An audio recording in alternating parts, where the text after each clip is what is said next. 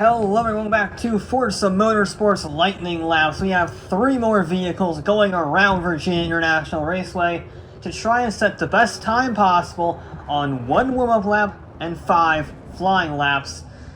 It's a technical, demanding track. People describe it as a roller coaster, and it's pretty accurate in that description. We're starting off with the worst possible vehicle for that type of situation, a big rear-wheel drive muscle car with 700 horsepower, the Dodge Charger Hellcat. Not only is this our first muscle car, it's also our first 4-door sedan, and I believe it's the most powerful car we've ever run around here. Yeah, because 707 horsepower, the Corvette was at 670, so incredibly powerful rear-wheel drive. Not very sophisticated, though. It's not exactly an NSX now, is it? No. No, it's not. It's good fun, though, but that doesn't mean it's fast. This is a terrifying car in some sections, because if you look at it, it is not aerodynamically prone for high-speed corners, and then you add on the 2+ tons in weight, and the fact it has, again, 707 horsepower going through the rear wheels. It's kind of terrifying going up. Is it called the S's? It looks like an S's.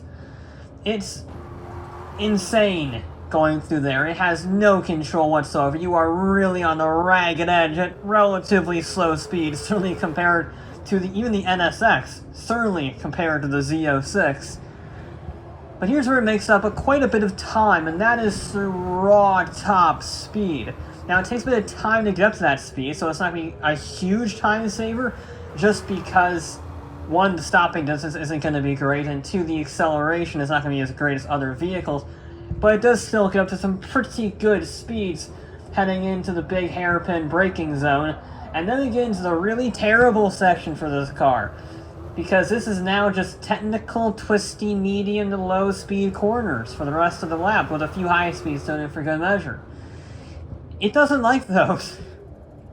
Now, I will say that the brakes are better than I expected, given it's a heavy Dodge. But the brakes are actually pretty good. I did not have any issues with the stopping distance. So stopping was not a problem. It was everything else. I should say stopping and traction were not really problems. I could put the power down relatively easy once I got up to speed, which was another surprise, but a welcome one. And you can see there, just going through the corners, just trying to carry as much speed as possible. I'm sort of wiggling the steering, because once you start going really aggressive on these corners, it does start to slide the back end about. It doesn't have any aero to help it, so it is up to you, sort of like an old school racing car, only exponentially heavier. So you does start to step out in the high speed corners when you're putting the power down, and you gotta be wary about that. Once you get on a straight line, full throttle, easy peasy. Even once you get here, full throttle, no problem. But around the corners, that can be a bit sketchy, but we are surviving the lap. One more never-ending corner to go, and the Charger Hellcat's across the line. Okay, so the Charger was a bit terrifying, a bit undrivable in a lot of circumstances on this course, so let's go to something that is very drivable, pretty much the polar opposite of this. This is our new most powerful car, 720 horsepower, something like that, in the Mercedes-AMG GT Black Series. It's got an active gurney flap thing on the wing, so it's a wing on top of a wing. Not as cool as Porsche's with the new GT3 RS, but still active aero nonetheless. And it's just so aggressive. It's not the best handling track special I've ever driven, but you can see there, it can get a bit hairy. But my god, when you get it right, it is fast. It is a seriously quick car. This is the first car we've seen, probably in this entire series so far, that can actually challenge the Corvette. That's been leading since the very first episode. I think the second ever run was the Corvette. And nothing's even come close, in all honesty. This thing, though, this thing might come close. This is going to give it a pretty good shot. The power delivery will be a bit... it's only a real hindrance will be the power delivery. You see there, just really wanting to get the back end out. It's a proper Black Series in that respect. AMG Blacks have always been a bit tail happy. This is easily the most planted out of all of the AMGs that I've driven. But you can still get it sideways as a 700 plus horsepower rear-wheel drive sports car. Of course you can get it sideways all day long if you want to. It's just a matter of this one can be driven. The brakes are so good. The aero is so good. It's so planted through the corners. It's a phenomenal driving car. You can go really hard on it, really aggressive on the curves, and it won't get upset. I combine upset and unsettled, but whatever. It will not get tossed about on these curves, and that's nice. I like it when I can really thrash a car through these sections, and Virginia International Raceway does help. It does kind of like that. There's obviously a lot of very flowing sections in Virginia, but at the same time, there's some pretty nasty curves, and if you can hit them at full speed, you can carry a lot more speed. So if you can be more aggressive on the curves, that's obviously going to be a huge advantage. The AMG, though, it's only got a few more corners, and it is right up there with the Z06. I mean, it is seriously close. In fact, I think it might actually be farther ahead. My unofficial stopwatch is showing it's a little bit ahead. But we shall find out at the end of the video when all the times are revealed. But regardless, it is going very fast across the line. And for our final vehicle, I like to include one that is either a race car or an import, something that's not on Car and Driver's Lightning Lap leaderboard because it's not sold here or it's not road legal, something like that. And this is definitely not road legal. The Formula Mazda has got a 1.3 liter, maybe a 1 liter rotary engine. Very tiny engine, makes less than 200 something horsepower. But it is so light and so agile, and of course, whenever I have the option for racing tires, you would put them on the soft tire compound, because that is the objectively fastest compound. What we're trying here is to get fastest time, so of course, I'm going to run it on the soft tire compound whenever I can, which means this thing is a rocket ship. And it makes up all of its time through the corners, because the section we're starting on right now is a section of pain for the little Mazda. It has a lot of aero, which means a lot of drag, and not a lot of horsepower. This has a third of the horsepower, less than a third of the horsepower of everything else on this video today, which is crazy. But look at the speed it can carry through there. The Mercedes is going about 109 through that uphill left-hander.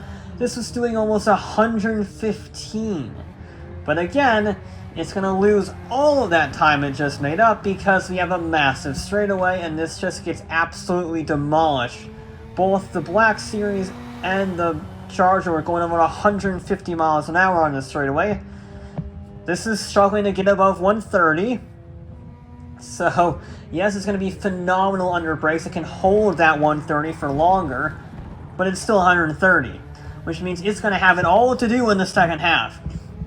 The first half is very power dependent. Yes, it has some high-speed corners, but on the whole, there are two very long acceleration zones. Maybe even 3, depending if you go to the hairpin leading up to the big straightaway. That little acceleration zone there. But this part here, this is very technical. Lots of medium speed corners, and this Formula Mazda loves those to death. I mean, it's just so nice to drive. It is planted, it doesn't get any oversteer, and it's capable. It's like a miniature version of a Formula car, an Indy car. I think it was used as an Indy car support series for a while. If only we had Indy cars in this game, maybe I would run on a course. I don't know. But anyway, completely different tangent on that one. The Formula Mazda, it's so nice to drive, and it made up a lot of time through that middle section. But again, it's going to lose a lot more time on this final straightaway. Question is it going to lose too much to everything else on the leaderboard to, well, stand a chance at a good result? Well, as we go across the line, we can show the leaderboard here, and that is a very, very good result for the Formula Mazda. Second place, 3 seconds down on the Mercedes-AMG GT Black. We have a new leader. The Corvette put up a pretty good fight, but is now in third, getting beaten by the Mazda and the Mercedes. Good day if you have an M in your name as a car. The same cannot be said, because it doesn't have an M, for the Dodge Charger Hellcat. It's not last, beat the Maserati. That's about as much praise as I can say about it. It is way off the pace. I mean, it is, what, almost 70 years newer than the Maserati, and it was only 3 seconds faster. The Charger did not have a fun time. It was a fun time, but it was not a fast time. It's well off the pace of the Ford GT and the Jag. I mean, it just didn't stand a chance around here. It's probably going to be one of the slowest times on our leaderboard, at least until I start dipping into the hot hatches, and even then, some of the hot hatches might beat it. But there you go. Those are our lightning laps for this week, as you might not have known. If you watched the Red Bull reverse gear video, these are going to be showing up probably on Fridays now, just for a bit more simplicity, so I'll have Friday and Monday schedules whenever possible. Reverse gears, it's not over, I'm just taking a break from it. I want to do what I specifically want to focus on. I want to focus on what I'm interested in, and I also want to take a little bit of a break to space them out more so it's not too repetitive. So the lightning laps will be on Fridays, which is why you're seeing it now. So there you go. That is an update on lightning lap and a new leader. Can anything beat the Mercedes? Only one way to find out, but that'll be it for this episode of Forza Motorsport, and I'll be back with more.